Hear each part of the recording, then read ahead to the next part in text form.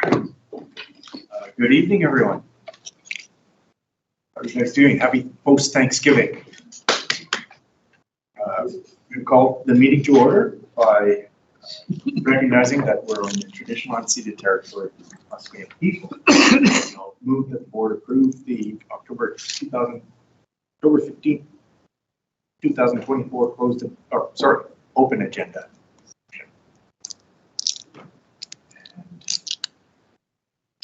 Were you? Seconder?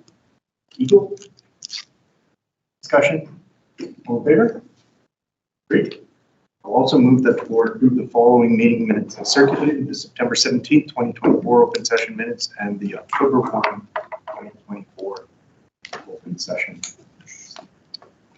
Seconder? Murray? Discussion? All in favor? Opposed? I wasn't present at one meeting. Oh, yes, sir. That's what kind of vote. Okay, yep. Meeting passes.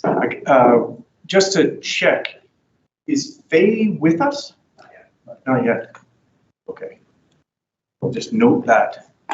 She had indicated she would be coming. The meeting is partially electronic to include her. Okay, our first external report is the Westbrook Place Neighborhood Plan Amendment presentation. Joanne, welcome. Can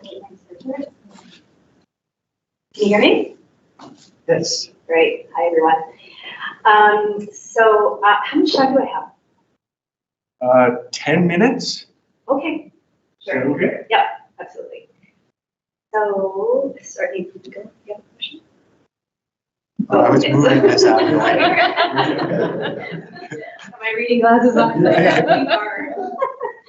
All right, so I'm here really to give an overview of the what we're calling Westbrook Place South, the neighborhood plan update to the Westbrook Place neighborhood plan, and it's really to give a summary of what we're looking at in terms of the process and ways to engage, and also a snapshot of the types of things we're engaging on. And just to start out, I just wanted to reiterate how appreciative we are of the UNA, our partnership with UNA, and the engagement to date on the policies and plans that we've been working on over the past 3 or so years. And this neighborhood plan update is really one of the first major steps in implementing Campus Vision, the land use plan, and the housing action plan. So we look forward to continuing that good collaboration. And so just as I start, I wanted to acknowledge that this planning does take place on the unceded ancestral and traditional territory of Musqueam, and we're really grateful to be able to learn, live, work, and play, and plan here on these lands. So just an overview of what I'll be speaking to today, give you a sense of the purpose of the plan amendment, what some of the key policy and planning inputs are, talk a bit about governance and decision-making, timeline, ways to engage, and next steps. So the purpose, as I mentioned, really is to begin to implement Campus Vision, Land Use Plan, Housing Action Plan, and the Neighborhood Climate Action Plan, the recently approved Neighborhood Climate Action Plan. And it will result in an updated Westbrook Place neighborhood plan. And also, importantly, it will align with some emerging plans and policies that are underway, including an integrated rainwater management plan that's a campus-wide plan for addressing campus growth, but also climate change, child care expansion plan, as well as updates to the residential environmental assessment program. And so that's our equivalent to LEED for neighborhood buildings. So that's currently underway. The geographic scope for the update is, as I mentioned, Westbrook South. So this is about a 9-hectare area in the southern part of Westbrook Place. It, as a result of Campus Vision and the land use plan, we extended or expanded the boundary of the existing Westbrook neighborhood. The existing Westbrook neighborhood is shown on the left here. The colored area, and the area of expansion is identified by the orange outline. It includes an area or a site that was previously occupied by a leased building, Papacan. It's since been demolished, as well as a forested area that connects to Pacific Spirit Park. So the planning scope includes adding about 2.1 million square feet of residential density. That's about 2,000 housing units. And that includes around 800,000 square feet of housing area that was in the existing neighborhood plan. So we're adding about 1.3 million square feet of residential development. We'll also be adding retail and amenities and open space to support that new development and population, and including one childcare facility. We've got one under construction already, and combined with the existing childcare, that will be 3 childcare facilities for the neighborhood. We're also going to be integrating, as I said, with our rainwater management plan, biodiversity strategy, really meeting the commitments that are in the land use plan to support biodiversity and ecology and climate resilience. And then in addition to updating the plan with this additional area and showing how the new development interfaces, we'll also be developing design guidelines, and this will include things like character of streets, buildings, open spaces, lighting design guidelines, soil management, tree management, a whole host of things. This slide just shows that inputs from Campus Vision. So, we're not going to be starting from scratch. We've got 6 really ambitious, big ideas to work from. We also developed some conceptual layouts, very high-level conceptual layouts in Campus Vision for what that additional residential density could look like. And so this process will really further refine that and test that. And also building on the extensive engagement that we've heard through Campus Vision. The land use plan inputs just goes into a little bit more detail of what's in the land use plan. It specifies maximum building height limits, which are up to 39 stories. And of course, not all the buildings are going to be 39 stories. That's simply a maximum. And on the right here, it shows just what's currently in the existing area and approximate population. And then below it just shows the additional residential density and the approximate population there. Other key policy inputs, obviously, we're a university, really aligning with the academic mission. Significant additional housing is going to support attraction and retention of new faculty and staff. Meeting housing action plan targets for up to 40% of new neighborhood development being rental and 25% being below market rates. As I mentioned, delivering an additional childcare facility, meeting the recently approved neighborhood climate action plan in terms of net zero carbon emission in new buildings, and that'll be supported by converting the current neighborhood district energy to a low carbon energy source. Enhancing transportation mobility, and of course, this isn't just having to do with this small area of the existing community. It's widening the aperture and looking at the whole network, how we can enhance transportation for all modes. And as I mentioned, integrating with the rainwater management plan, this new area has a really exciting opportunity to do that. In this new forested area, there's an existing detention pond that is a little bit in the back of the house right now, and we're looking at potentially expanding this to be more of a neighborhood amenity and natural amenity. Similar, if you're familiar with the New Leland development, they have a wonderful water feature there that actually serves as a necessary rainwater infrastructure piece. So governance, this bowl of something shows how we're all going to sort of work together and engage and feed deliverables up to the Board of Governors, who will make the decision of final approval of the neighborhood plan. UNA is, through the neighborhood agreement, is an advisory to the property committee. UNA is also on our planning advisory committee. Paul Kirkelson, you'll be the rep for UNA, and we're actually having our first meeting this Thursday. The work is supported by a number of other advisory inputs, including external members from Metro, City of Vancouver, RCMP, Vancouver Fire and Rescue, School Board. As well, we've hired a number of consultants. We've got a lead consultant supported by transportation, ecology, and urban design, architecture, and landscape architecture. And we'll be also feeding in or getting input from other advisory bodies at the university, including urban design council and others. So just a snapshot of the timeline. We are planning on launching publicly in just over a week and a half on October 29th, I believe it's Tuesday. And that will be kicking off the engagement process. I have a slide showing all the ways to engage. Following, as part of engagement, actually, we'll also be engaging with the board through Property City and UNA on what we're calling preliminary directions. So some early ideas of how that program can land. Following this round of engagement, we'll take the input and revise it, update it to a draft plan or key elements of a draft plan that will come out again in early 2025 to engage on.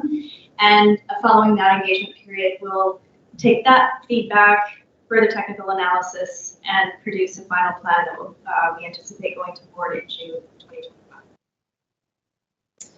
So this slide just shows all of the different ways that we're planning to engage with the community, and it follows along a similar sort of approach we had in Campus Vision, really trying to go where people are at, and having a range of different ways to engage. On November 2nd, we are going to host a workshop. So we have, sorry. On November 2nd, we're going to host a workshop in addition to a public open house. And if there is sufficient room for a second workshop or interest in a second workshop, we're looking at hosting a second workshop probably 2 weeks in. We're going to have several pop-up booths throughout the neighborhood to just share, get the information out there to really draw people to the survey and provide their input. Joining other meetings like parent advisory councils to share info and encourage them to take a survey, having conversations with Tapestry as well as UNA. And we're also looking at maybe holding a walking tour during the week of November 4th to explore the neighborhood and discuss ways in which the new area can just support the needs of the neighborhood. And all these details will be available on our website starting next week, October 21st, and postcards are going to be mailed out to all residents of Westbrook neighborhood. So hopefully we're going to get a lot of good input into this process from the neighborhood. So just wanted to give a little bit more detail on the kinds of things that we're looking and hoping to have conversations with the community, both in our open houses and the survey, but also in the workshop.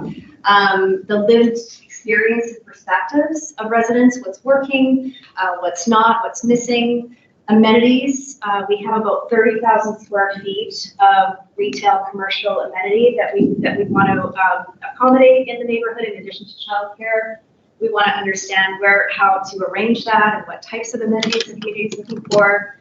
Open space, again, we've got Research Park, which was recently completed. I'm not sure if it's open yet, Paul. Open today. It opened today, great. So we'll look at Research Park, how that relates to the new area. We also are, maybe looking at a potential expansion to Research Park, this new ecological park, and then building types and layouts, how to create active, vibrant streetscapes and public spaces for the residents of Westbrook, and also, while allowing UBC to build all the necessary housing. So just in conclusion, this is a summary of next steps. We're just about to launch our preliminary directions phase of the process. That'll be a 3-week process. We'll be meeting with the UNA board again in November as part of that engagement, as well as the property committee. And then early 2025, come back with a draft plan amendment, and then turn that around with a final that anticipates going to the board in June 2025. Thanks, Joanne.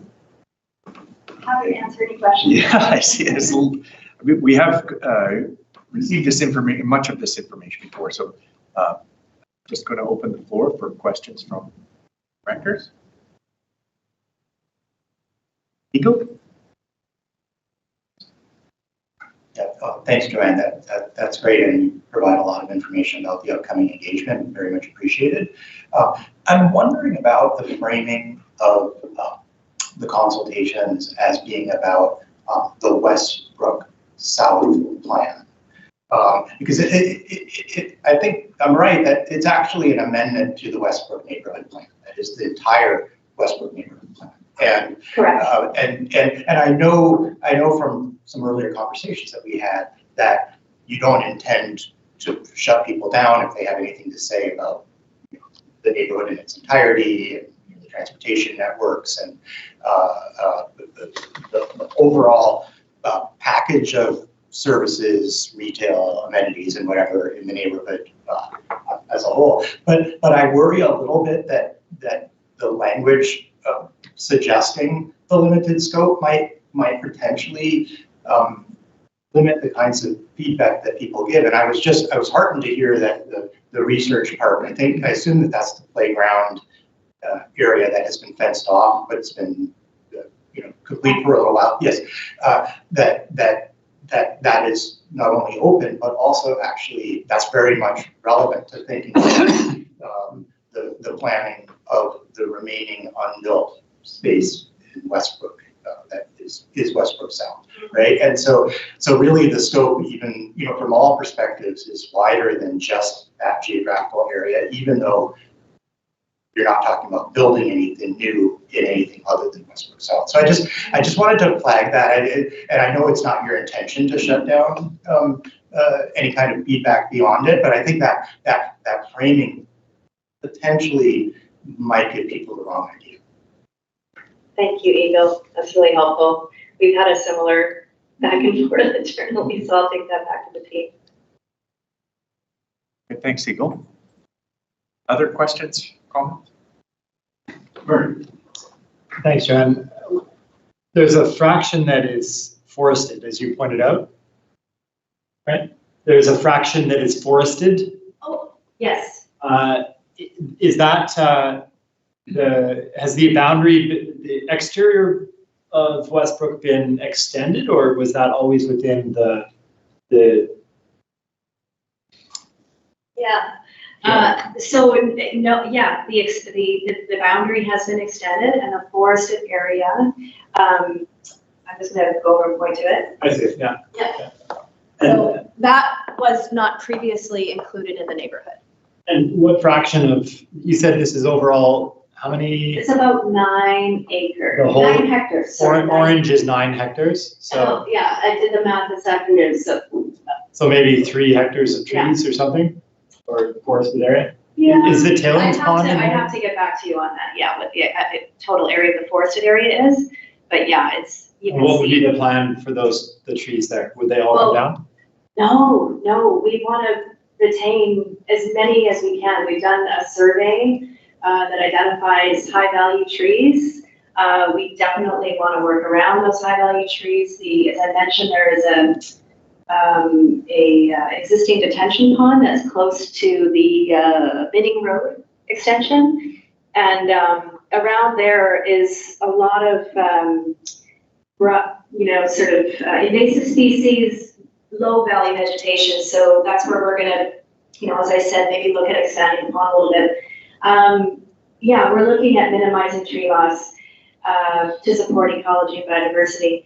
I know that, I think, Paul, if I'm not mistaken, there has been a few trees that have been removed recently just because they are poor quality, but no, we absolutely want to retain that as a ecological connection and a community amenity.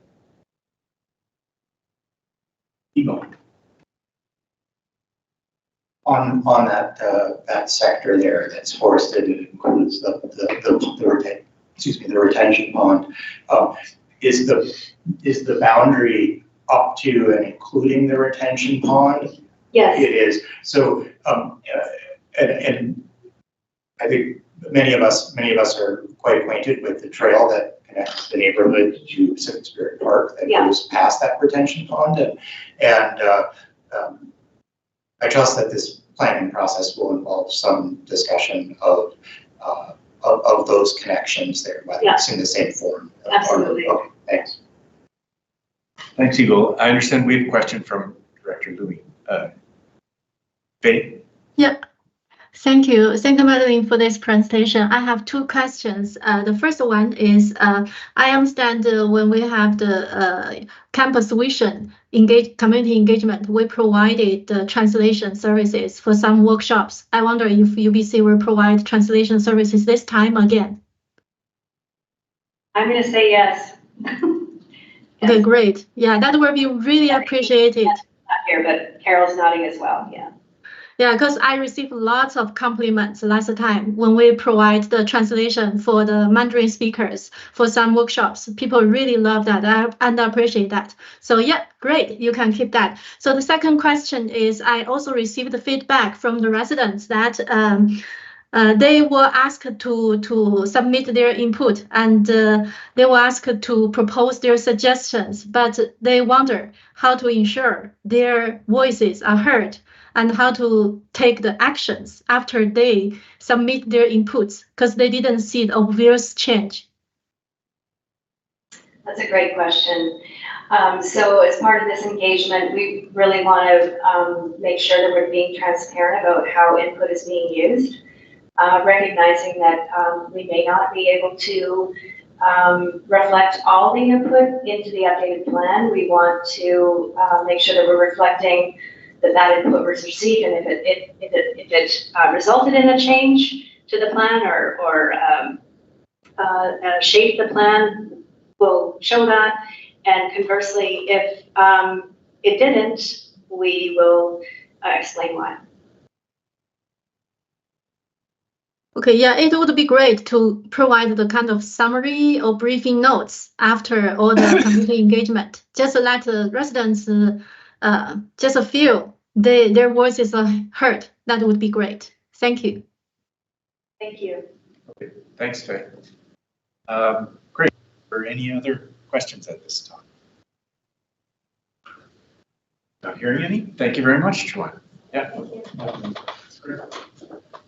Okay, our next item is the campus community planning report. Carol. You. I'm just pulling it up. My computer went to sleep. The report is before you. Happy to answer any questions or take questions back to the team if I can't answer them myself. You just heard about Westbrook Place South planning process. And there's some updates on development updates and community programs. So let me know if you have any questions. Are any questions for Karen? One question I have, there was a change in protocol last year regarding the November 11th service. Prior to that, there was always a UNA representative or delegation that went to lay a wreath, but I think UNA are welcome to come to this, but there's nobody laying a wreath on that. I just, because it's coming up, wanted to ask, just flag it and say if we get information on that. Thanks, Richard. That event, the UBC Remembrance Ceremony, is led out of our Ceremonies and Events office, so I can take that back and get information, and I'll share it with Paul to circulate to the board. Great. Okay. Thank you. Any other questions for Carol? Are there any? We'll move on then to the electoral aid director report. Jen has sent her regrets, but her report is before you.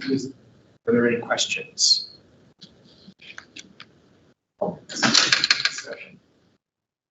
I've already asked Murray my question, why he's got a smaller pack. Oh. You waffled. Several explanations. Okay, great. Yeah, I just want to say I appreciate all the information that's there. I think it's great, and I think that I want to thank Jen for her advertisement of the UNA election happening this fall and the process. I think that's great to have that in there. I think there's a bunch of information regarding population, and I just wanted to ask about that, or not ask about, just take note of it. Is it in that section that had? No, there wasn't. No, it's a different report. No, Okay. it's in there. Is it? Yeah, page 50. Page 15. Okay. Oh yeah, there it is. Yeah, just noting that there's a lot of growth projected both in the UEL and UBC, which includes UNA. Noting that the UEL growth isn't quite as much as the UBC, but proportionally is very significant, from 3,000 to almost 30,000 people. That's huge. Just to note that, yeah. Okay, well, again, back to Jen. Our next item is the October 2024 management report. Oh, thank you very much. Just one introduction before I turn it over to the departmental sections. I guess it's a sort of return to more typical work coming out of the summer months, but I did want to highlight just two items on the list that I've provided from the CAO's office.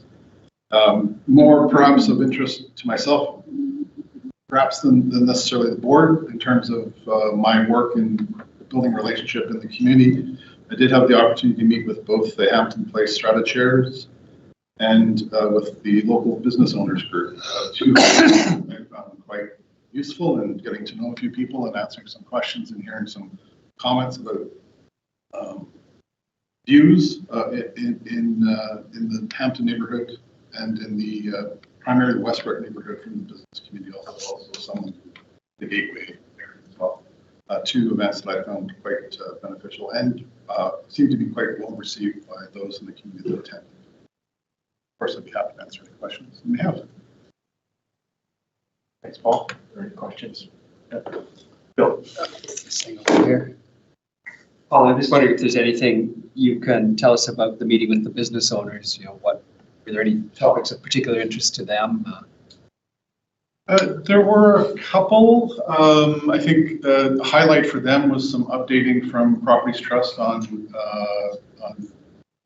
property assessments, which will link to their payments, which I think they were quite interested in. In terms of directly relating to the UNA, some questions around parking and the use of parking area in the village center in particular by maintenance vehicles, landscapers and such. So it's something that I brought back to have a discussion with our operations folks about trying to avoid that to the degree that we can. Those are probably the two things that jumped to the front of my mind. Okay, thanks, Paul. The next item is, or next part is Glenda with communications. Hi, everybody. My report's before you. I have one additional thing that I'd like to add that I was able to include in my report. Last week I met with campus community planning communications folks, and there has been, as part of kind of like the changing submenus of the website, we're going to be including a section under governance for community planning, just connecting information to the campus community planning website around community planning, campus vision 2050, land use plan, and all of the upcoming developments. So we're going to build a section into that in the website so that it's easy for our users to find it. Apart from that, I'm happy to answer any questions. Thanks, Glenda. Murray? Thanks, Glenda. I wondered if there were any video footage of the unforgettable renditions of Esposito, or girls just want to have fun. Yes, we have been sworn to secrecy though. It was not to be released. There's no pending record contracts for anybody. Saying that. Okay. We'll invite the board next time. Glenda, I'm wonder if there's more we can do to promote the distinction between UNA card and membership in the UNA. I was given 15 proxies for the AGM, 5 of which were invalid because people weren't members. And one of them was my own daughter, who, you know, is not a dummy. She's a math professor, so she should be able to figure these things out, but she couldn't. And until I pointed out to her, and you know, I guess the others are probably in the same boat. They don't realize if they've got the card, they're not necessarily members. So I wonder if, you know, maybe the newsletter can be used to really emphasize the distinction between the two. I don't think I've seen anything in the newsletter about that, but maybe I've missed it. No, thank you for that, Bill. Like that is always been a point of confusion for a lot of folks ever since I started here. In the last few years, kind of like moved the language and changed the language a little bit, because it used to be that we used to call UNA members a UNA member. Now we call it a UNA Society member. And then we used to call the UNA card UNA member card. So that has changed as well to just UNA card. So we're doing a little bit of tweaks in the language. There's FAQs found on the website as well that kind of clarifies the difference. But yeah, we'll include reminders on the newsletter periodically just to make sure that that's clear. Yeah, I think that would be quite helpful, because you know, somebody who thinks they're a member, they're not going to look at the website to figure out what they have to do to become a member or whether they are a member. So I think it needs to be something that, you know, different that comes in the newsletter. And thank you for that. Yeah. Great point, Bill. I think maybe I would suggest even in the email that's leading up in the next few weeks because of the election, and that's really important too. That's right. Yeah. The confusion is that they don't realize that the card is just a discount card. That's all it is. That's right. It really doesn't signify their membership into the society. Mm-hmm. So that's the, well, I think I fell victim to that at the UNA meeting as well, because I brought my card, which isn't necessarily linked to my membership. Right? exactly. Yeah. Yeah, if I can add some comments. Thank you so much, Beer, for proposing that, because 3 years ago, the last election, I have proposed that question because we accompanied a couple of newcomers to register the UNA membership. And we noticed, me and my volunteers noticed the registration form has some kind of bug because it just told the new members to tick if they want to join the vote. But we suggested, can we change the default set, just to let people to tick if they don't want to vote? I think that works better. I can forward that request to all the board and to the UNA staff so that we can recheck, revisit that request and see if we can adjust according to that reasonable request. Thank you. Glenda, did you want to respond to that? And I think that was examined. I think it was, I guess what Faye is asking is, can it be an opt-out instead of an opt-in? I think it's clear in the Society Act that it has to be an opt-in, and I'm not sure, but I think that was the opinion that was given to us. Okay. Well, certainly that would be a great item for discussion or information in terms of publications to clarify that at this point. Okay, great. Are there any other questions for Glenda? Okay, thank you very much. Recreation. Good evening to the board. It's good to see everybody. I just want the board is directly in front of you, and I'm happy to answer any questions. Before that, I wanted to point out, just because this was driven by the board sort of incentive almost a year ago, the newcomers program has finally hit the ground and has had a few of their events. Both events have been packed. They've been full. UBC will be joining us in January to perform a 6-month metrics impact statement of what's going on and how many people were able to attend. So I just wanted to kind of bring that full circle. I know, Faye, that was a really important one for you, but we now have that finally in place, and we're making good connections with a lot of our newcomers to the UNA. Happy to answer any questions. Please do. Questions, comments? Nico, you have no? Okay. Lots of information there. It's great. Thanks very much. Oh, Faye, is that your hand still up for questions? Yeah, I have the comments with great appreciation. Thank you, Paul, and the staff for all the efforts. And I also want to check how we promote this newcomers instruction to the newcomers. So I know we can put that at the front desk, but is there any other way we can promote that? For example, I know there is a volunteer group have the Chinese social media channel, and they're happy to translate everything, every news update for the newcomers. So I wonder if there's any potential collaborations with the volunteers among the residents so that more newcomers can know about this great resource. Thanks, it's a great question. I'll need to clarify with Pong as to what the impact of our media is. We do have our internal media that we do run.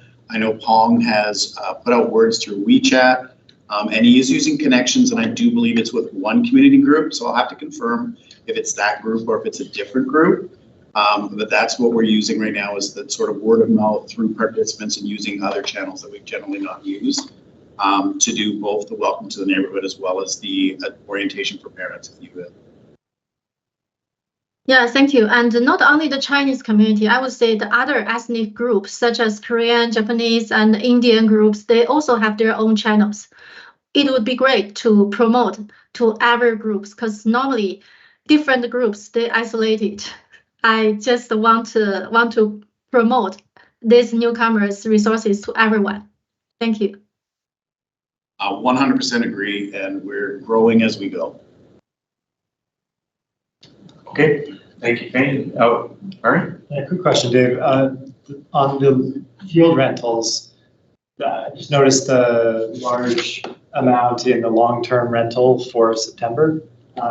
Speak to that. What is that? A significant booking that happened then? Sorry. It's in August. It was in August, not September.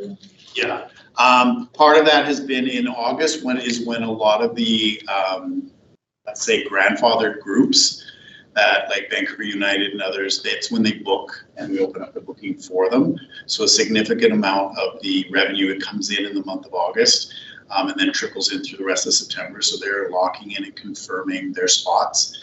And generally these spots are confirmed for they'll run from September through till the end of June for our bookings. So we see that at this point. Okay, thanks very much. Any other questions for Dave? Aaron, I guess the next management report from operations. Sustainability. Thank you, Richard. So the sustainability and the operations report is before everyone. Happy to answer any questions.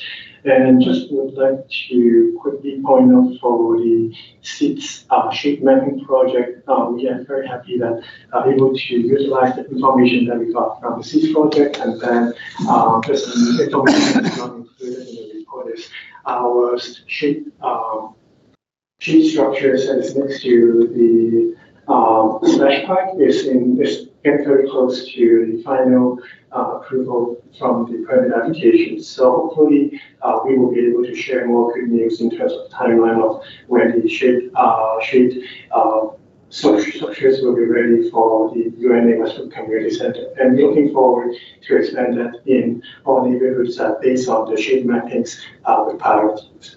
Happy to answer any questions. Thanks, Michael. Forgot questions? Phil. Yeah, Michael, and I'm going to follow up on something we've been communicating on, and that's Westbrook parkings along Bidding Road. As you know, a resident has sent several pictures and videos showing that the 2-hour zones are always full, and the other 8 to 5, I assume they are empty. So he said a number of residents in this building find that they can't get, their visitors can't get visitor parking. You mentioned that there is a parking study going on for Westbrook, and just like to ask for a timeline for that, when it'll be completed and so on. Thank you. Thank you, Bill. So, first of all, sorry for the delayed response in that one. In terms of the parking studies, it was concluded back in late September, and then the questions for the building rule has been included in the parking studies and asking for the consultants in terms of recommendations. So just from a very high level perspective is the consultants do agree for the building rule, there's an ability to include additional 2 hours parking compared to other areas. But having said that, the 2 hours parking we still need to finalize in terms of where about this. But based on the preliminary discussion, is more closer to the Southton and the mid and the south of Building Road. So, and then additionally for the parking studies for Westbrook, we are also looking for implementing loading zones to alleviate some of the double parking of the delivery truck in the area. So it is an ongoing process, and we would be happy to report back with the recommendations down the road. Thank you. When will a report be coming to the board on this? The report, the earliest I can see will be in November in the next board meeting. Thank you.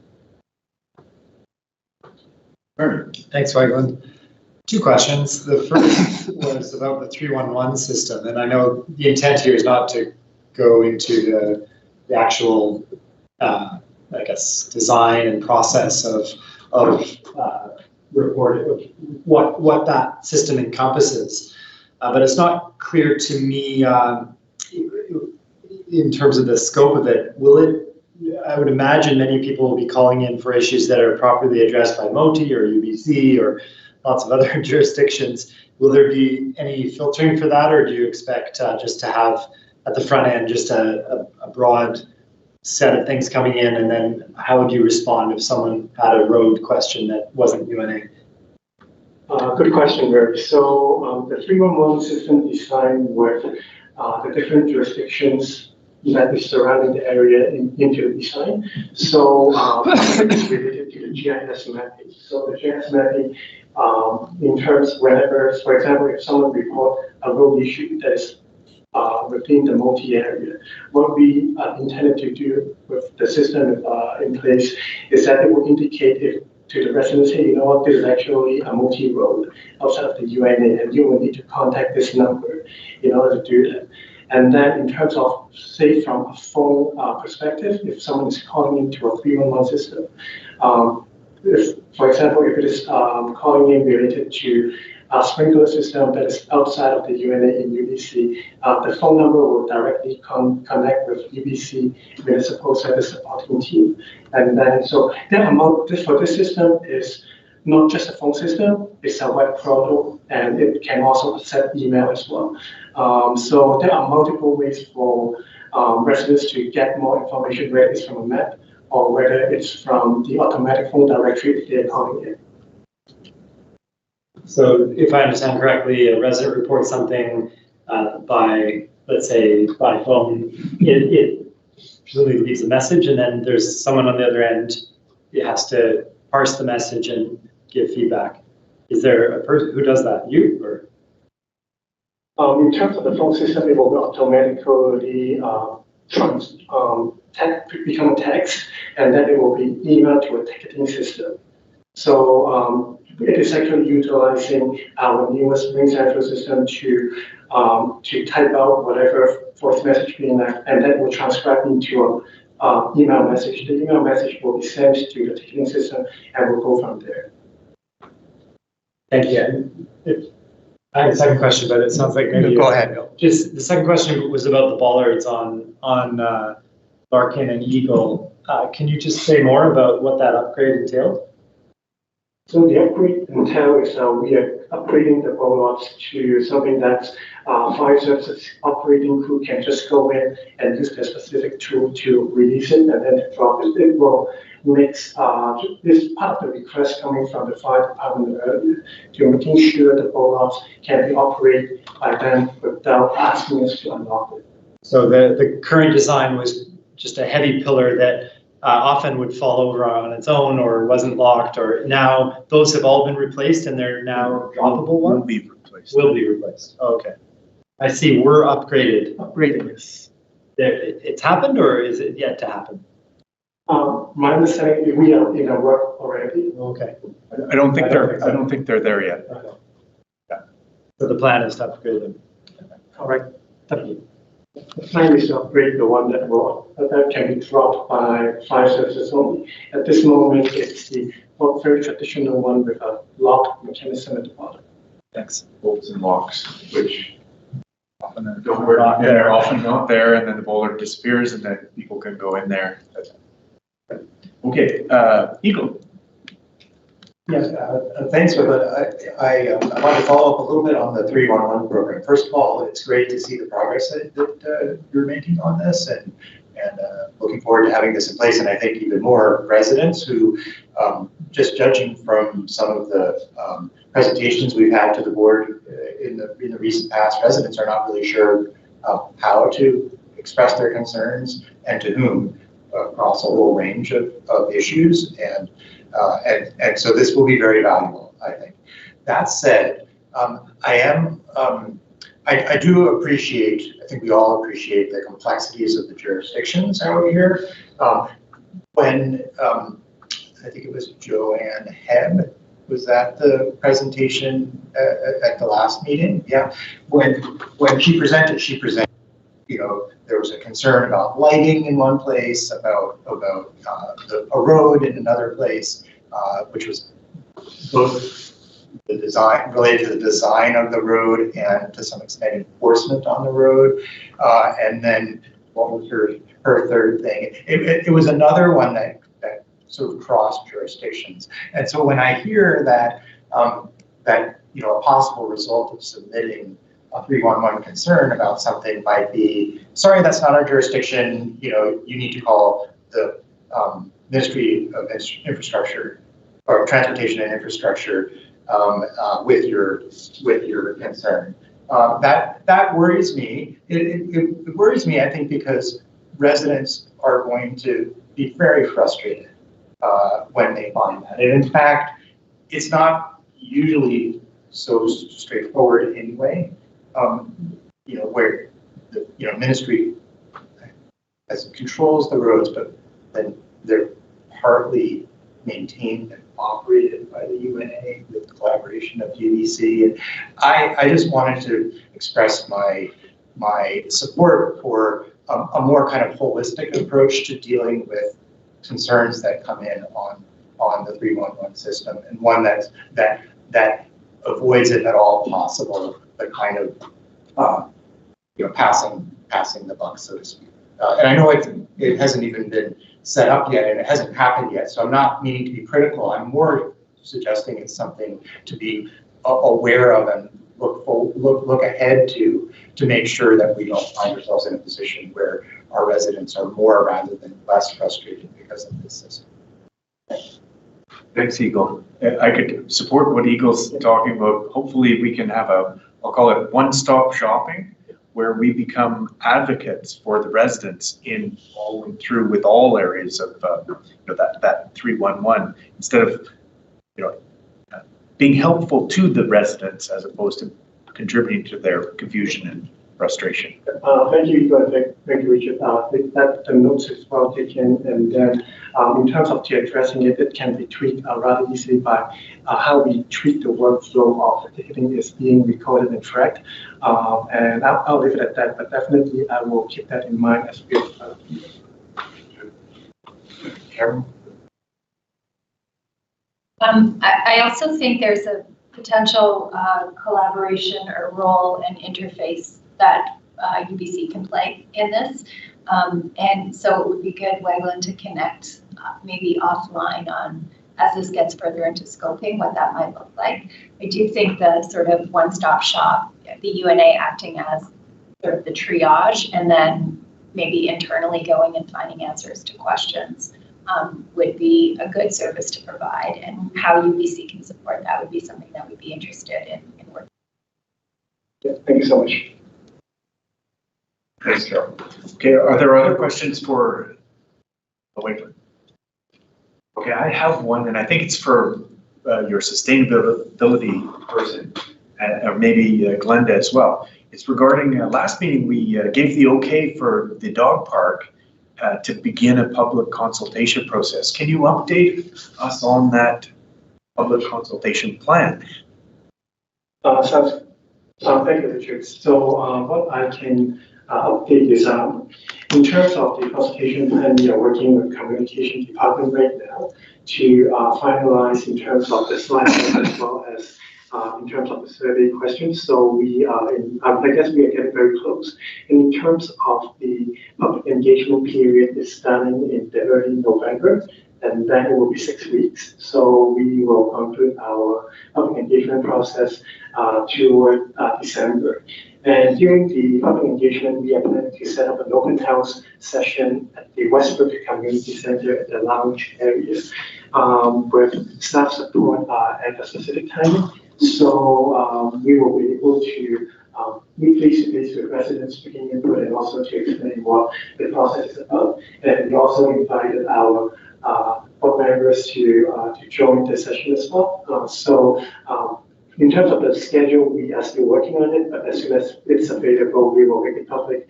And also will be supported with a webpage about the dog park design and public as part of the public engagement process. Thanks, Rick. Okay, yeah, thanks very much. If there's no other questions, we'll move on to Athena.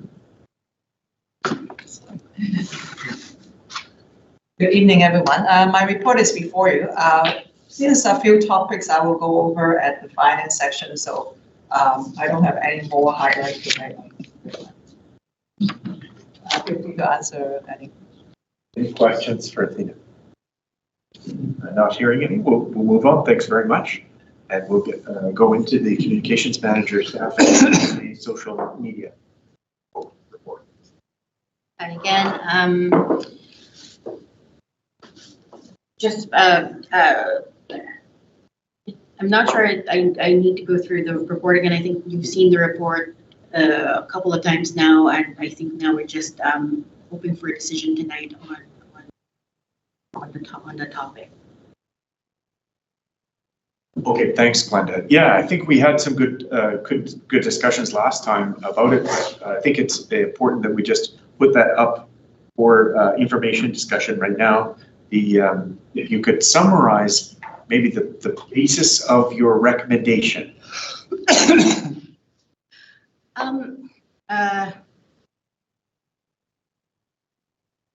Essentially, we can go two routes with the recommendation. One is to hire a full-time staff member that then allows us to do a couple of things. One is to be able to publish the campus resident full calendar for the full year, and then as well expand the social media services that we currently follow. We've identified, certain like other strategies and other areas in social media that we'd like to expand to in the report. Having a full-time social media person would allow us to do that and explore that. The other option B, would be to hire a part-time social media specialist, which would allow us as well to publish the campus resident for the full year in print. Then we would just be maintaining current social media service levels, just based on kind of the growth that we're seeing within our community and within all of our services. I think anticipating that there is also this kind of unexplored area still in social media that we're not hitting, audiences that we're not tapping into because of our limitations with content creation with social. We're recommending a full-time staff for social media, just so that we can start exploring those areas. I can answer any questions. Okay, thank you. Does anyone want to build? Thank you, Glenda. And not to minimize the importance of this, although I don't do the social media, and I hate to think we're supporting that awful man, Elon Musk. through Twitter. But what concerns me is that this is a fairly significant expenditure, $120,000 to $150,000 that's just coming off outside the budget process to be approved. And we don't know what we might have to give up in exchange for spending that money on a social media person and expanding the print edition of the Campus Resident. I really think this should be dealt with in connection with the budget so that we have more information on what the trade-offs are. If we had loads of money, it would be irrelevant, but we don't. We are constrained by our budget and what we can do. I think we should wait until the budget is under development, and and that can be part of the budget process of approving or not approving what's recommended here. So I'll leave it at that. Thanks very much, Bill. I wonder, relating to that, if there's any implications of the timing. I mean, I think that sounds like a very prudent approach and a good thing when you look at the overall budget. If your staff, how does that work for the planning if it doesn't come through until your January or February after the board approves the budget or recommends the budget? Yeah, part of the report also is us asking for your advice on that. When should we roll this out, right? Like, should it be immediately, or should we wait for our next budget cycle? I mean, we can run around what the board decides on that. Hiring takes 2 to 3 months. Building out the Campus Resident takes about that much as well. So when you guys say go, we go, essentially. Yeah, if I can just add, the intent here was really to bring this to a head for a decision of the board on how to move forward. I think there's no question that rolling it into the budget process is appropriate. We heard from the board this priority around increasing the publishing of the Campus Resident. In order to do that, we would need the resources to do it and shift the focus. And without those resources, we can't do that. So if the board's comfortable with that kind of shifting into following the next budget cycle, that's absolutely fine. I wouldn't want us to lose any of our traction on the kind of limited social media program that we have now with that shared position, which really means we're not in a position to shift that work of that position to full-time towards the Campus Resident until we've got the resources to backfill it. So it's chicken and egg, they work together, but the timing of it is certainly appropriate that it happens during the budget time for all the reasons that Director Holmes pointed out. Sure, Eagle. Yeah, thanks. And thanks for all the work that you've done for the last several months, kind of moving us in the direction of understanding our current capacities in social media and the newspaper, as well as the needs or opportunities within with social media that are unrealized at this time. I think it's grateful that the work you've done on that. And I want to emphasize how, first of all, important social media is, whether you like the owner of a particular platform or not. But by the way, most of the younger folks are using Instagram these days, just to let you know. I use Facebook, and I'm part of the older demographic, actually. But we're talking about all of these platforms, and the key thing is that if you have somebody who's a dedicated social media person, they create content that then the platforms, you use the content across all the platforms, and different platforms are used more by different demographics, and so you can reach to different demographics through these various platforms. That's an important thing to know. And also, I'm so grateful that when we did create the newspaper editor position, well, first of all, that we were able to do that, and that that this has been a tremendous success. And the idea at the time was to kind of kill two birds with one stone, I guess, by rolling in social media to this, which was already a pressing need back at the time when we as a board were considering hosting the newspaper and having an in-house editor.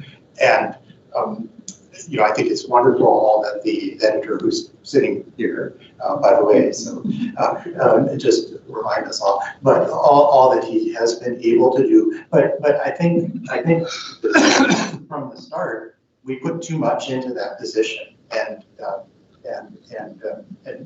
as we've seen, we'd like to see more with the newspaper on the one hand, but also we'd like to see more on the social media front. And to do both, it's pretty clear to me that we need someone full-time for each position. So first of all, I just wanted to reiterate the reasons for that. And there are so many opportunities with social media if someone had more time. And think about the groups that can be reached in that way, but also even initiatives to get younger people so not just more engaged, but even involved in content creation for social media. And you could have somebody working with older residents or retired residents in the area, perhaps who have less facility with certain social media platforms. And that this is a community building opportunity. There's so many opportunities, but we can't do it when we have, approximately 40% position caught up together with the newspaper editor. So the question of timing, my preference would be to, if we think this is really a priority, if we place significant weight on it as something that the UNA really should be doing, probably should have been done earlier than this, then I think we can in fact go ahead and say, we can approve it, and it gets rolled into the budget process as well as not just something that we consider as an exercise, but that it will become a part of, it will be a part of the budget, because we have taken a decision, if we so choose, as a board to indicate that. So rather than make it sort of an exercise as part of the budgeting process, I would actually be in favor of us just taking a decision, and there's definitely the funds to support this position in the current fiscal year. In other words, we have some surplus funds available, and then that would simply be us indicating that we want it to be included in the next budget as well. So I am actually in favor of the motion as it stands, although I know more conversation to decide how best to proceed. Okay. Yeah, I'm just wondering if it might be helpful to make the motion and then talk about it, or talk about it before we make the motion. Lots of times it is helpful to make a motion, and then you can amend it if the discussion happens. But I'm wondering, Murray, is that? I'd rather speak before, because I prefer a different motion. So we can proceed this way. I'm wholly in favor of the decision to expand the campus residence and to have Emmanuel's time be fully dedicated to that. I think that's been a wonderful return of a treasured resource, and we should make sure we have it. I think we now can build on the early success we have. On social media, so a couple of points.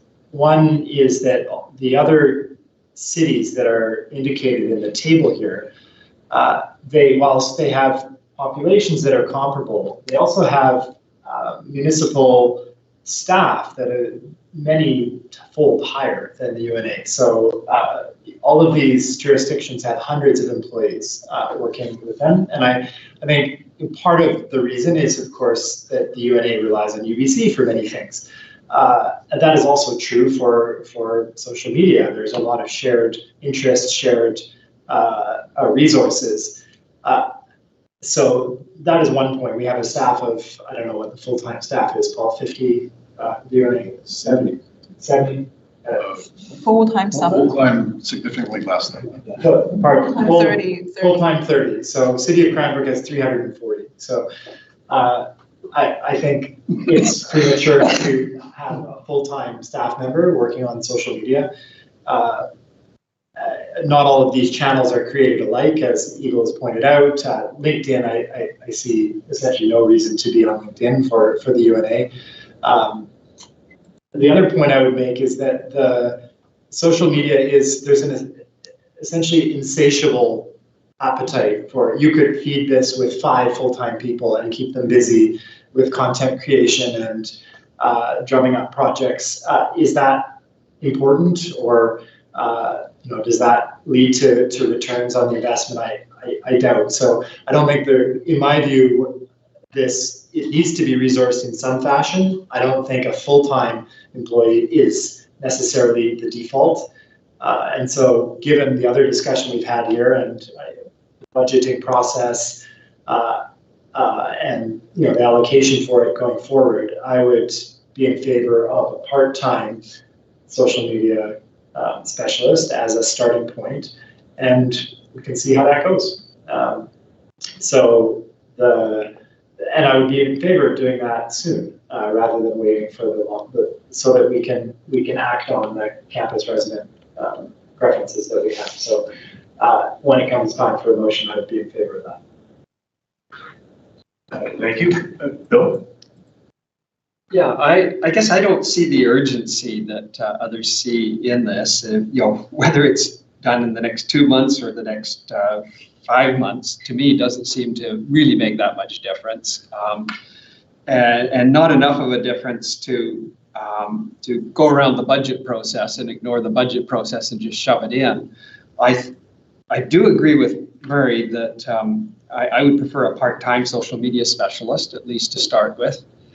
And excuse me, and I think maybe the direction should be for the staff to include this in the budget, both that and an increase in the newspaper, but to let us know if anything significant has had to be excluded from the budget as a result, so that we know what the trade-off is that we're making. I think that's a rational way to approach it, rather than just to shove it in and say, well, the money's there. That's the NDP approach. Money's there, it doesn't matter. I think we should be responsible with money and make sure it's there before we commit to spending it. Thank you. Thank you. I think we're ready for a motion and have people speaking for and against it. Okay, Murray? I'm happy to make the motion. That the board commit to hiring a part-time social media specialist and include so the timing of the hire to be commensurate with the budget, the UNA 2025 fiscal budget planning process. Just clarification on that, because the original motion sort of, I get that you said part-time instead of full-time, but the second part of it, and begin work required to transition the campus resident to publish more print editions. I think you're including that as well, right? Is that? Yes, and to include that, but in my motion, it would time that with the hire, so that we're not. So before we call for a second, could you clarify what you mean by that this process would be of hiring a part-time social media would correspond to the budget process? Yeah, okay, yeah, could you clarify that? This was an attempt to be responsive to what I heard from Bill, which is, so I think we should commit to doing this, but we should also understand what the trade-offs are, and it could be that in the time, I guess it's more the timing of the hire needs to recognize that the budget must allocate for this. So I guess there's both ways we can commit and then not do it. So I don't know. I would suggest that you just leave it to commit for now. I'd point out that once the board is reviewing the budget, if there's to be changes to the budget, the board would have to intentionally say, let's take this out, for example, right? So the information would be there. The only thing maybe from a staff perspective would be, if we commit to it right now, is there a timing issue where Glenda said 3 months. Well, the budget is coming out in the next 3 months. So you could probably hold back on, make all the preparations. And if there were challenges in the budget, review that. It might be like anything else, be subject to scrutiny of cuts if necessary. Yes, I think the challenge from a staff perspective, operationally, it's very difficult for us to start a process of rolling the ball towards more campus resident publication times, a full year of publications, without knowing for sure that we've got that position. Because if we don't, it's quite a bit of time that's been dedicated to something that isn't moving ahead. Resources are always limited. I wouldn't want to dedicate staff resources to preparing for something that may or may not happen. So what I would say is, it sounds to me like the board's prepared to prioritize this in the budget process. We'll take that, we'll insert it into the budget process, but we wouldn't make any preparations for making the changes, both in the hiring and moving forward on any changes within the campus resident program to increase the paper publishing schedule until the budget is approved. Okay. Aisha's got a question, comment. Aisha, I'm sorry. So I'd like to get a motion on the floor and then have you speak for or against it. You're welcome to speak. Is that? No, it's okay. You can proceed with the motion. Okay. It would be more efficient. Yeah. So Murray had made a motion and I'm just going to revisit that. It would be, Murray, please correct me if I'm wrong, but that the board directs staff to recruit a part-time social media specialist and begin the work required to transition the campus resident to publish more print editions. Is that, no? Okay. Go ahead, Chris, repeat what you have. The motion reads that the board commit to hiring a part-time social media specialist and include the timing of the hiring to commence with the UNA 2025-26 fiscal budget planning process. Just the wording around that is, frankly, goes to Murray's comment of trying to do two things at once. Really give us the direction to prioritize it within the 2025-26 budget process and just leave it at that. Unless the board's prepared to commit to lock it into the budget, and you can direct us that, we'll lock it in, we'll make sure, and we can start the preparations, knowing full well that that's got budget implications, but we'll have to manage those as we get through the budget process. But if it's really, let's prioritize it for the budget, see how things go, and then after the budget is approved, we can then make the decisions about implementing. Okay, Murray? I agree with that. I think if Chris, you can help me wordsmith that. Are we going to put this motion on the floor first? I think we need to put it on the floor, yeah. I can withdraw the original motion. I think that takes a vote of us all, but If there's no seconder, then it dies. There has been no seconder. no seconder, okay, it dies. Yeah. So go ahead, just rephrase your motion or put together. Prioritize. Yeah, so the board prioritized the hiring of a part-time social media specialist and the publishing of more. Well, There has to be a link to the budget process. yeah. I'm Prioritize. wondering whether to link the campus resident. I think not at this point. It's just the part-time social media specialist and for consideration in the development of the 2025 budget, Operating budget. So if, Chris, could you just repeat what you heard? That the board prioritize the hiring of a part-time social media specialist in the 2025-26 UNA operating budget. In the development of. In the development of, sorry. Yeah. Okay. Moved it, seconder? Second. Bill seconded. Discussion?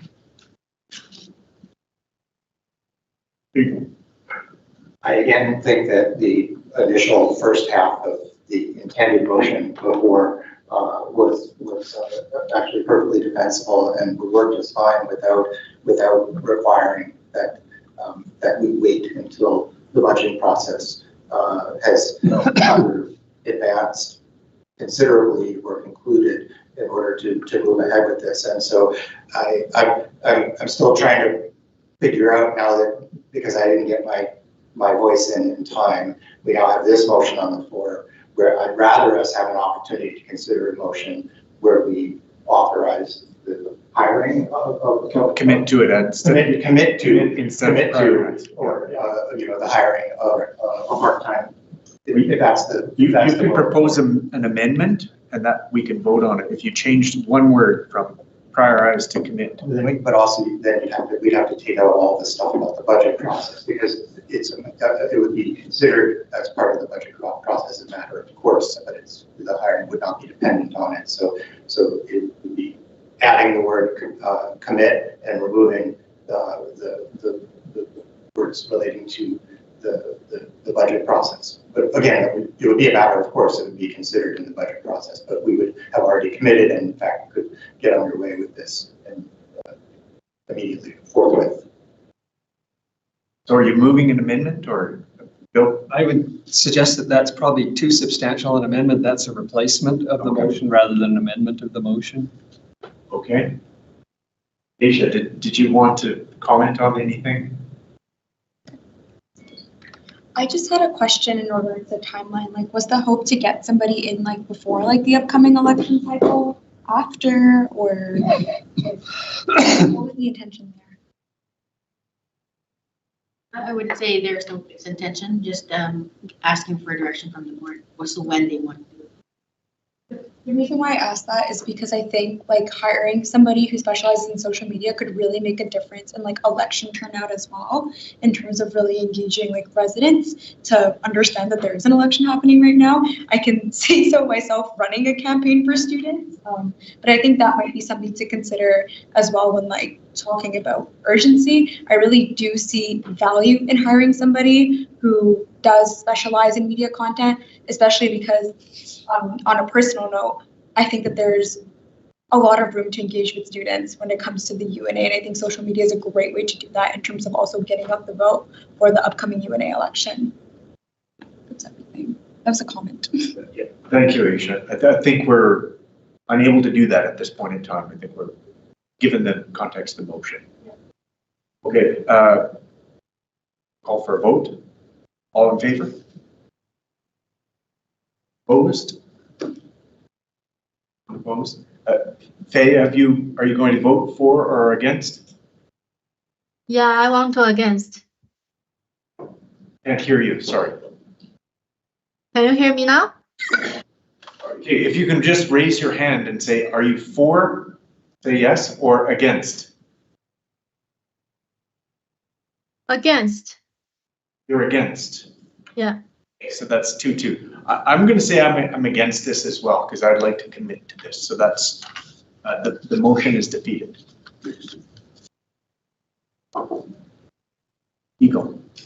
I'd like to make a motion and correct me if I've missed the original intent. I I move that the board direct staff to recruit a part-time social media specialist and begin the work required to transition the campus resident to publish more print editions. Okay, is there a seconder? I'll second that motion if there's no one else to second it. So the motion is now before us. Further discussion? Part-time. All in favor?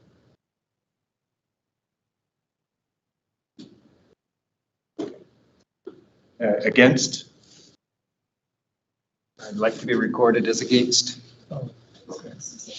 So Faye is against. So the motion passes 3 in favor, 2 against. They like her. Faye, would you like your motion against recorded in the minutes? I'm okay. I'm either recorded or not. It's okay. I'm flexible. I just don't support that. Okay. All right. Thanks. Good. Well, we've got direction. Okay. The next item is the 2024 AGM and bylaws report. Chris. Yes. Very simple. The report is before you, contains the details related to the recently held 2024 UNA AGM. Of course, we had a great AGM this year. We always enjoy hosting another forum to engage with residents. We've taken the feedback that we've received from folks during the meeting and did our own little review of how things have gone post-meeting, and we'll take those all into consideration as we look ahead at next year's AGM. But with that, happy to answer any questions. Thank you. Any questions for Chris or any comment? So you're going to file it tomorrow? Yes. You all ready to go? Excellent. Very glad to hear that. Okay. Thank you very much, Chris. The next item is the Finance and Audit Committee update. Athena, the first item of that is budget development.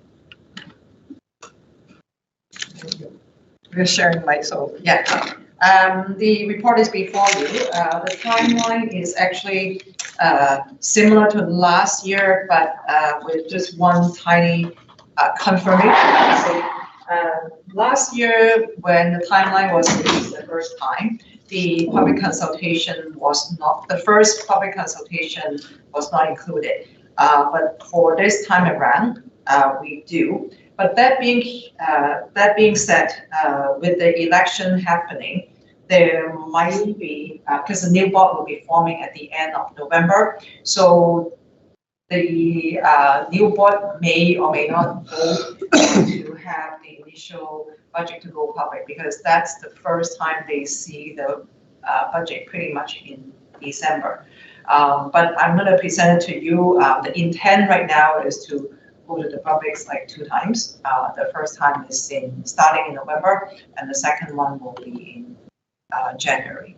So other than that, another one that I would like to highlight is if any request and recommendation, we heavily encourage you to join the Finance and Audit Committee to include your suggestion regarding anything that you might have for the upcoming budget. Yeah, I think any question, I'm happy to answer. We've got questions for Athena on the budget process. I guess the timeline like that. Just one clarification is the Finance Committee will has the Finance Committee begun any work on the budget yet, or is that just going to happen in this next cycle? Right now, it's still at the departmental manager and the CEO level, and then for the next Finance and Audit Committee in November, which means the existing Finance and Audit Committee, they will see the preliminary budget. And after the election, which in December, unfortunately, I don't think the new Finance and Audit Committee is formed in the first Finance and Audit Committee. So the existing financing committee will still be reviewing because there might be some changes. And then the board will see it also in December. Yeah. Thank you. Yeah, okay. Vern. Thanks, Athena. And just to comment on the first posting for public feedback, I noted the dates were December 18th to January 1st. I wouldn't expect you'll get much feedback during that period. I think it's unfortunate, probably a reality of timing, but is there a way to consolidate the feedback process, or just can't imagine that's a priority for people during the holiday period?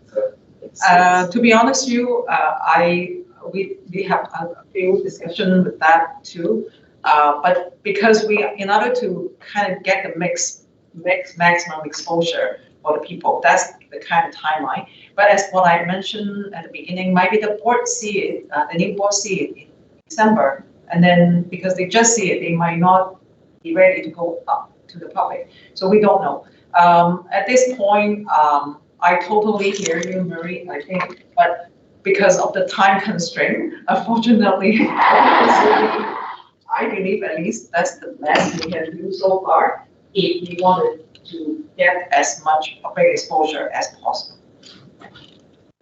So the priority of the schedule is to maintain 2 public engagement pieces on the budget.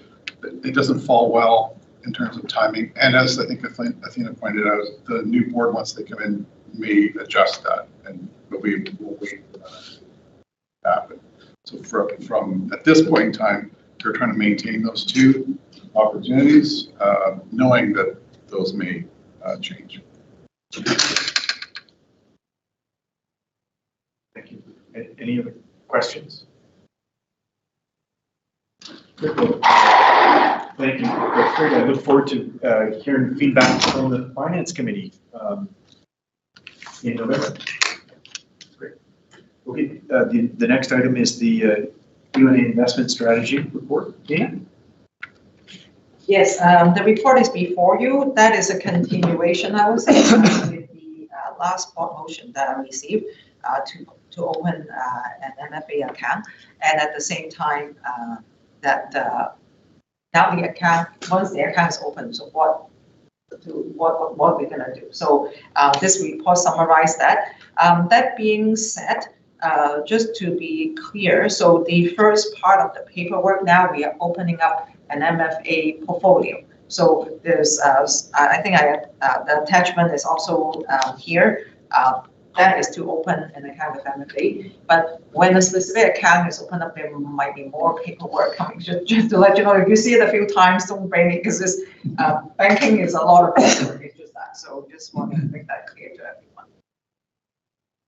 Happy to answer any question. Yeah, Athena, I guess this is the first time I've seen this. The list of authorized signers on page 73 says, these signers may differ from your authorized PHISA program signers, which are established under separate documentation.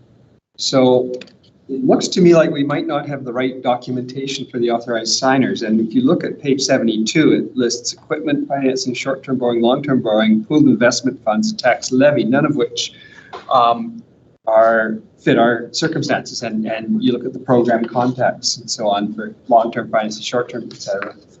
So it looks to me like we might not have the right form for the authorized signature signers. First of all, I think this is what is that called? Just one form fits for all kind of form. This we are actually we're not doing any of those. I think we are actually just opening the portfolio, so ready to open a specific account that we need. So I can double check for sure. Yeah, but I believe that is the intent of this form is once we sign this form, they open the portfolio. So the specific, as I mentioned, there's more paperwork coming. This is just to get your name into their search list. Okay, so there's really no point in authorized signers in, because this isn't the form for the account we want to use, the pooled high interest savings account. I don't know why they would want this for stuff that we're not doing, but, But this is opening up their portfolio, though, that's why I say. Are you saying it's a two-step process? Open up the portfolio, and then once that, then you focus in on what we're actually wanting to do? Yeah, the next step is like, we need to open the bank account. So the specific bank, we need to, there's another paperwork related to the specific bank, because this is specific to the MSA. we will need a separate form for the authorized signers then for that, because this one isn't for that purpose. So, well, I guess I could make the motion that, I'll make a motion that takes care of that. Then. Sure, if you go, please proceed. Are we ready for the motions? Okay. Yeah. Excuse me. I move that the board direct the finance manager to invest $1.1 million in, not into, the Municipal Finance Authority's pool savings. Seconder? Eagle? Discussion? All in favor? Motion passes. Okay, now I move that the board approve the pre-authorized debit agreement and, if it is required, the list of authorized signers as circulated. Seconder? Just to check, Chris, you got the words? Discussion? Yeah, Eagle seconded, sorry. All in favor? Motion passes. Good, thank you. Okay, Athena, third item, the resident recreation cultural facilities contribution report. Yeah.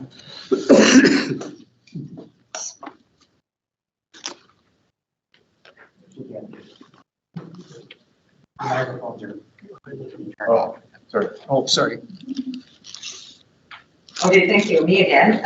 So the third report before you is regarding the resident recreation and cultural facility contribution. So I provided the calculation, how exactly it works. That being said, the agreement has been finalized with, I believe it's in December, under Schedule F and Schedule F1 under the neighbors agreement. And UBC has reviewed this calculation and they agree with that too. The highlight is like the MOA has been partially closed for 72 days, be more precise, for this period. And then UBC is giving the calculation prorated. So that's why there's a slightly difference than the $40,000 that we is drafted in the schedule. We just want to note that. Other than that, the calculation is pretty straightforward before you. Happy to answer any question. Thanks, Athena.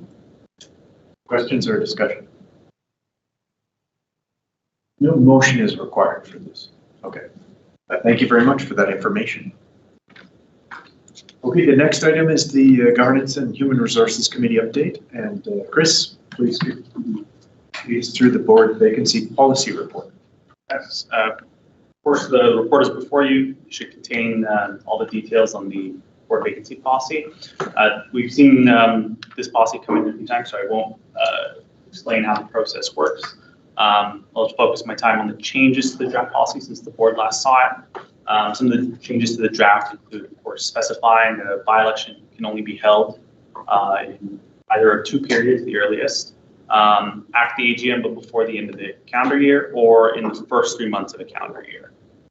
There's also specifying that there may be at most one by-election in any of the aforementioned periods, clarifying that the board may appoint someone to fill a vacancy if candidates are nominated for a by-election, and reflecting an exception for handling vacancies because UBC student ceases to be a director. This exception is included to reflect what has been agreed to in the AMS-UNA Memorandum of Agreement.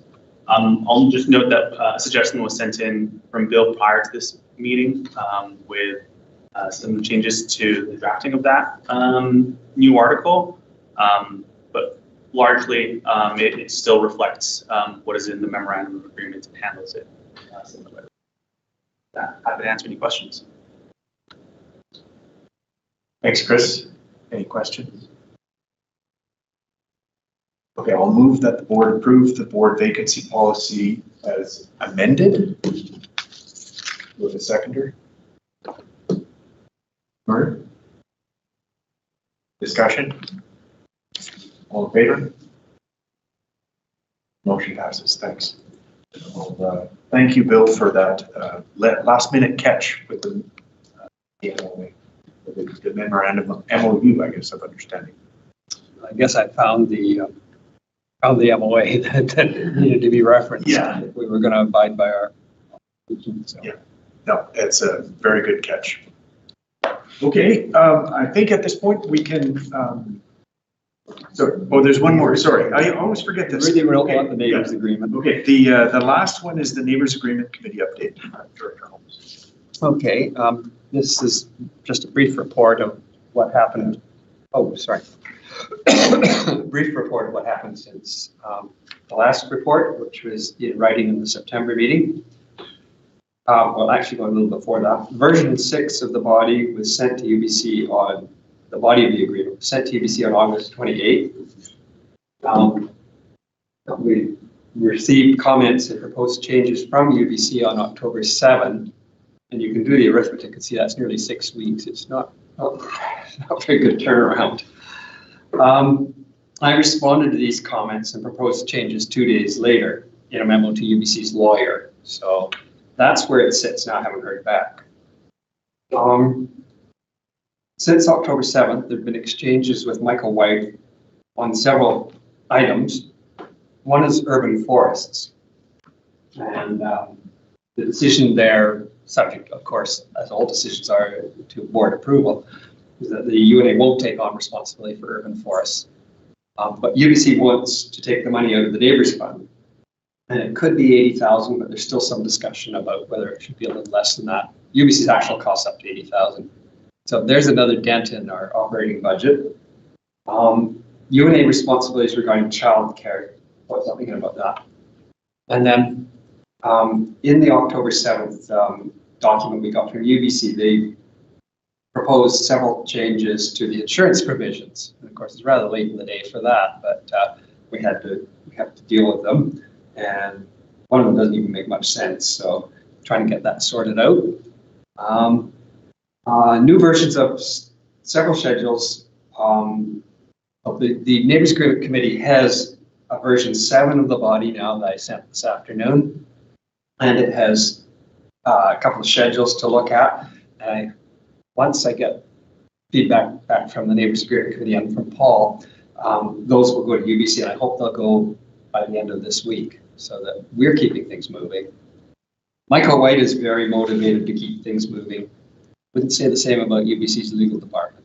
So that's where it stands. Thank you. Eagle? Yeah, thank you so much, Bill. Could you say a little bit more about what urban forests in particular are covered under this UBC maintenance with UNA paying for it provision? Yeah, so far, I think UBC Properties Trust, and Paul can probably respond to this, probably have been looking after the urban forests. I don't know that we have. There are 3. There's the rhododendron woods. There's East Campus. Is that what it's called? East Campus, the little block? Yeah. And then there's the trees along the edges of Westbrook. Those are the 3 urban forests. There's another one on 16th Avenue, but UBC, some of that's actually on Strata property, and UBC has committed to pay for that in addition to the Stratas. And then there's Modi trees as well, and they're not covered by this. Just by means of clarification, that because I read it in the campus community planning report, there was a permit issued to cut down some dead trees in Westbrook and in Rhododendron, and it was issued to Properties Trust. Is that the type of activity that would be taking place for which it would be paid for? Yes, although I seem to recall one of those permits was issued, the rhododendron permit was issued to the UNA. I was wondering why the UNA was doing that, but I assume it's a relatively small cost. And the intention, hasn't actually been signed off by UBC is that the 80,000 starts in the next fiscal year, but that's how I've drafted it so far. Carol? And the management of urban forests would be maintaining the trees, so regular pruning and maintenance, and then dealing with any issues like dead trees coming down. The reason the UNA doesn't want to, well, the Neighbors Agreement Committee and with Paul's advice doesn't want to take it on at this point is it's quite a different kettle of fish from the trees that are lining the streets and in the parks. And, you know, there's fire risk, there's some serious issues with those trees, so serious concerns. So we didn't feel the UNA was ready to take those on. Thanks, Bill. Any other questions? Okay, that's great. Thanks for that report. I can now recommend that the board adjourn to a closed session to discuss matters that are or related to dealings with other entities or individuals where disclosure of the information being discussed could be harmful to the UNA's interest. And it goes on, and the rest of the motion is printed there. Have a seconder? Eagle. And before we vote, I just wanted to let you know I'm going to adjourn for 20 minutes and re-adjourn at 7:30. Re-adjourn? Oh, sorry. So reconvene. Thank you. May I make a request regarding the schedule for reconvening Yes. at 7:30? Yeah. There's a guest for the next agenda item, and I'm wondering if we can do that and then break for dinner, or do the conversation at dinner simultaneously. Respectful of it. Okay, so let's take a 5-minute break. At least we can talk about that. Okay, so all in favor? Meeting is adjourned. And it's going to reconvene 5 minutes or 5 minutes. Without me? We might.